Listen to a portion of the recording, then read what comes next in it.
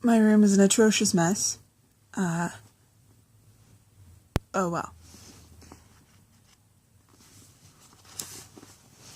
Skating and kayaking.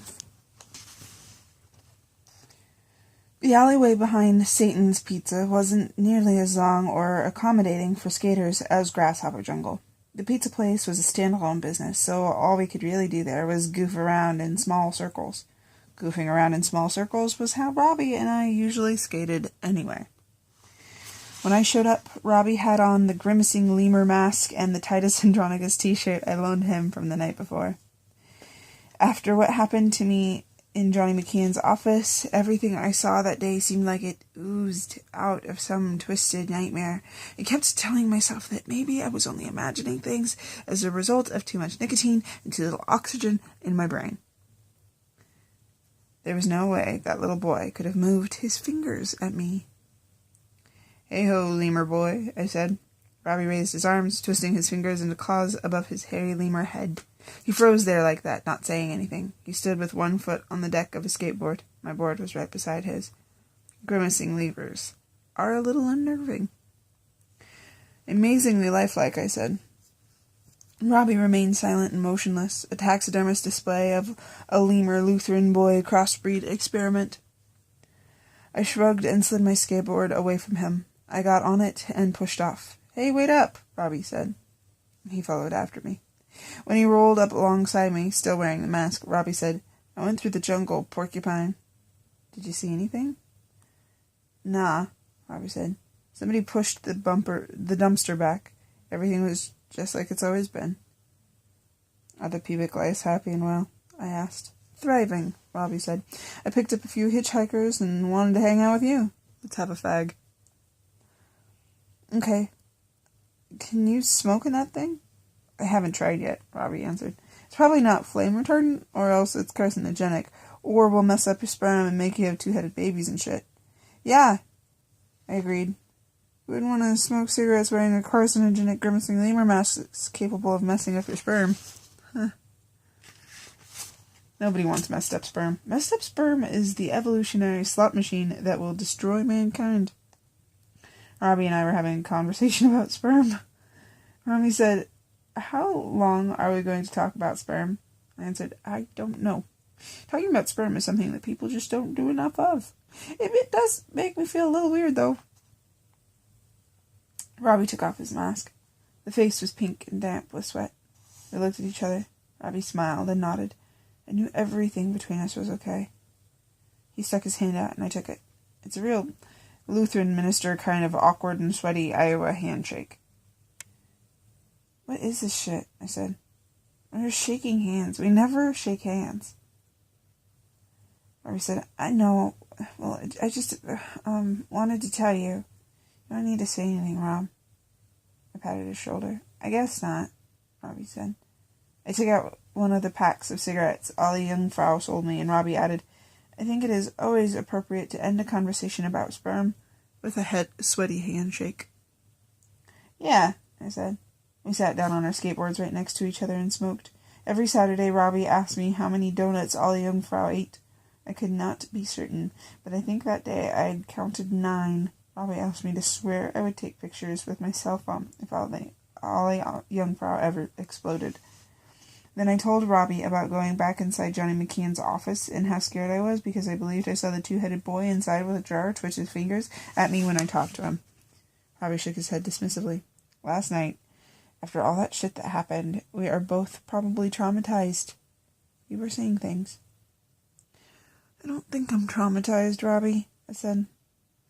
"I think the inside of this lemur mask made my face stink," Robbie said. He blew out a big, gaseous cloud of smoke. "You're still wearing the t-shirt I loaned you?" "I'll give it back after I wash it." "Oh, sure thing, Rob." "How's the flamingo?" "Fine. Just fine." Robbie rocks sideways on his board. "On Monday night, my mom's working a double shift. You should come over and get drunk with me." "Maybe we should do that," I said. "I was thinking, have you ever popped one of your mom's little blue relaxers?" "Xannies?" Robbie asked. "Yeah, ever taken one?" "I was just wondering.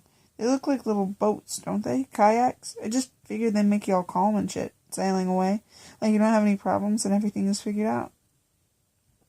Robbie said, I never tried one. Anyway, you don't have any problems or anything to figure out either. Sure I don't, I said. Like what? Robbie asked. Okay, I said. Okay at times can effectively serve as closing the curtain to difficult teenage conversations. And I said, I will come over on Monday and get drunk with you. I'll let you wear the lemur mask. I don't want my face to stink. Yeah, probably not. By the time we'd gotten to our second cigarette, I worked up the nerve to tell Robbie about the date I made with Shan. Feeling awkward and guilty about it was stupid, too, but it was just another element of my confusion about things. Robbie didn't seem to mind. I was more confused. I thought he'd feel left out, like we were ditching him.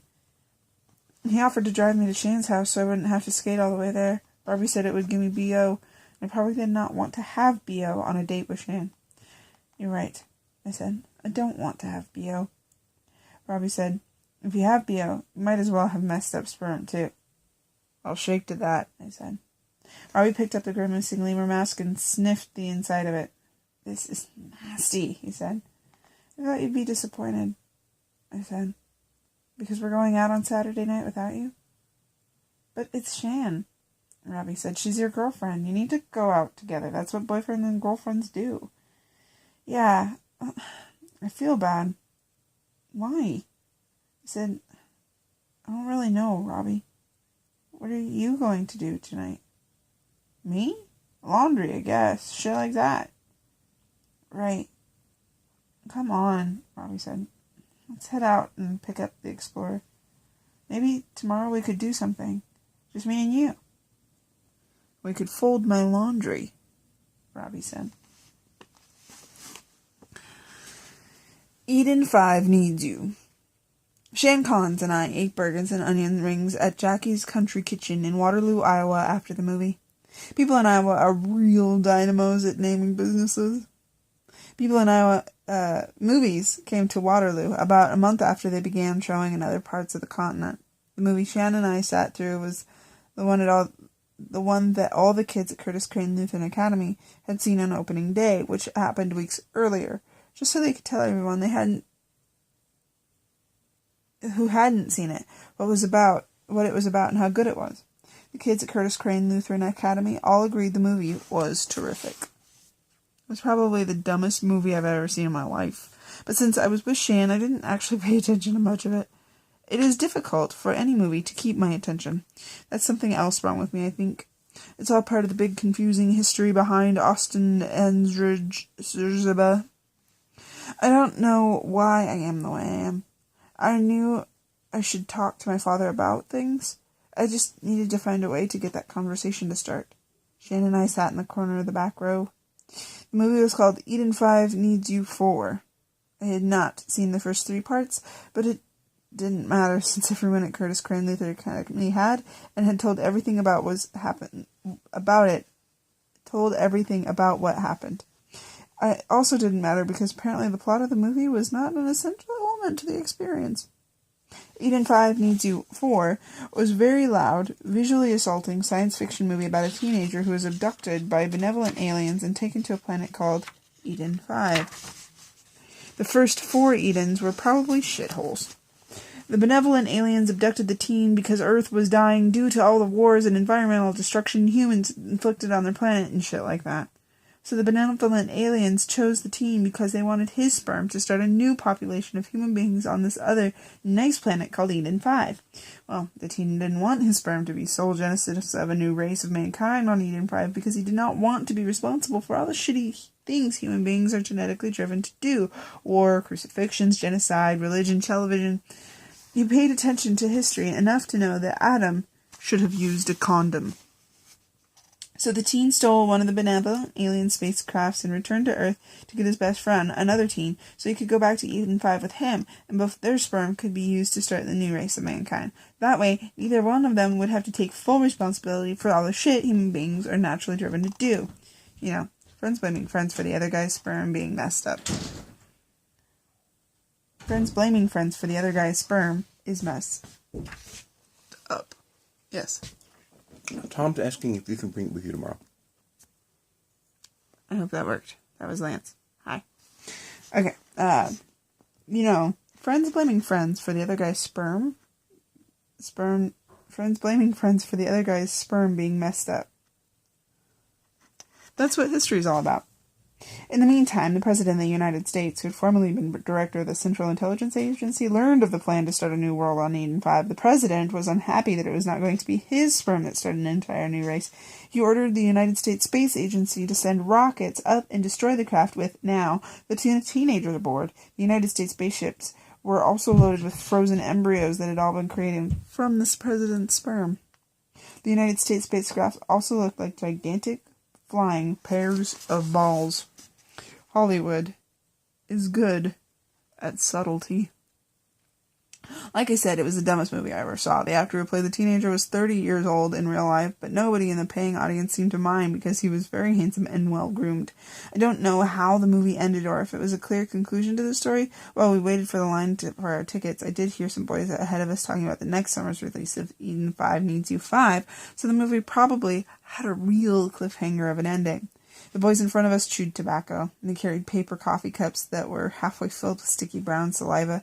They left these on the floor of the theater for the future. If you're ever going to start a new planet and needed some sperm, these boys would not be on your list.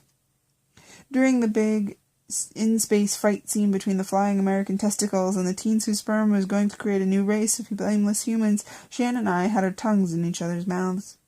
It's not that the movie made us particularly horny.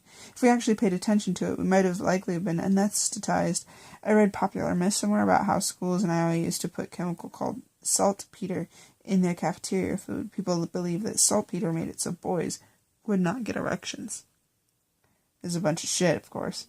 Nothing, except possibly paying attention to Eden 5 Needs You 4, could ever make boys not get erections. I slid my hand up inside the loose sweater Shan was wearing and played with her perfect breasts. The movie was very loud. I had never touched Shan's naked breasts before. She liked it. I liked it more, I think. In fact, Shan dropped her hand between my legs and rubbed me. Shan had never put her hand there before. This caused a very sudden and accidental eruption of Mount Austin Ansridge Zerba inside my jeans. I gasped and gulped. It happened exactly at a moment where a dumb movie went absolutely quiet. I was mortified. I nearly passed out. Shan knew what happened. It was obvious. Tobacco-chewing yahoos in front of us could probably tell what happened. I slumped down in my seat. I wondered if it was possible to die of embarrassment. Oh, Shan said, I said. And Shan whispered, Eden 5 needs you. So while we eyed each other over our burgers and onion rings, I slipped my foot out of my shoe and crushed Shan's legs with my toes under the table at Jackie's Country Kitchen. I was somewhere in the middle of telling her the story about Ollie Jungfrau's uncle's German shepherd that can toast a brownie on demand, and how damaged sperm was probably responsible for every great man-made calamity in history, when Shan said to me, You know what I really love about you, Austin? I did not know what she really loved about me. Probably not my endurance. I said, No, tell me. Shan said, I love how you tell stories. I love how whenever you tell me a story, you go backwards and forwards and tell me everything else that could possibly be happening in every direction. Like an explosion, like a flower blooming. Really? I asked. I never noticed that about me before.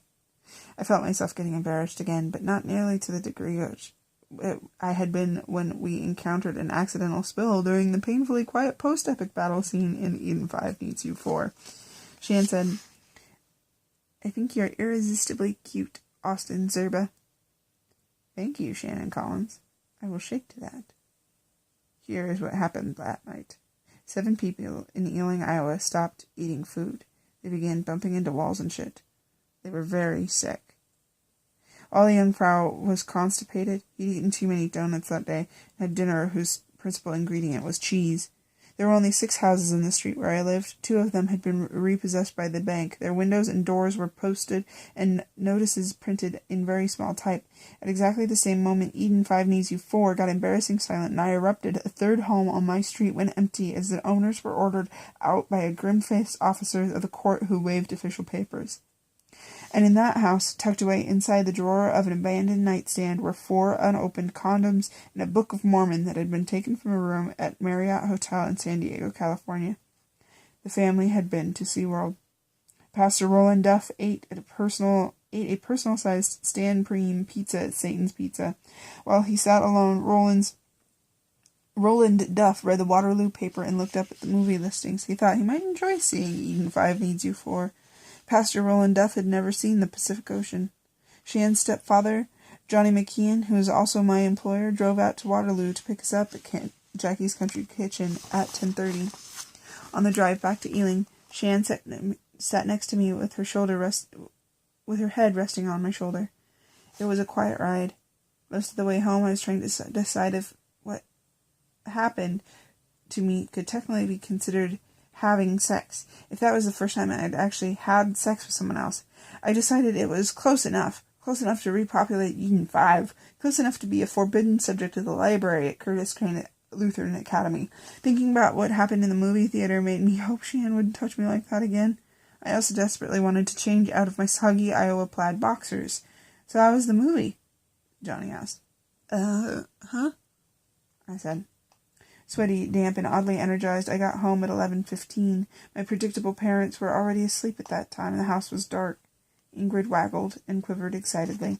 She stuck her bow-legging pin nose into my crotch when I opened the door. "Go toast some brownies, Ingrid," I said. I stood on her front step and waited for Ingrid to shit.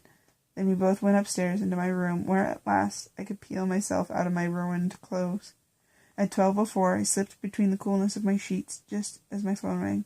Thought it was Robbie, but it was Shan. She told me the typing ticking sound had come back, and she was scared. "Tomorrow, after church, me and Robbie are coming over," I said. "We are going to find out what's inside the wall." "Okay," Shan said. "I love you, Austin." "Eden 5 needs me," I said. I was very horny again. That was a long one. I'm just so excited that there's 100 Years of Solitude waiting after this, and this is a very good book, but I really want to read that one to you, so, I'll talk to you shortly. Also, just had the most intense deja vu. It was always going to happen this way.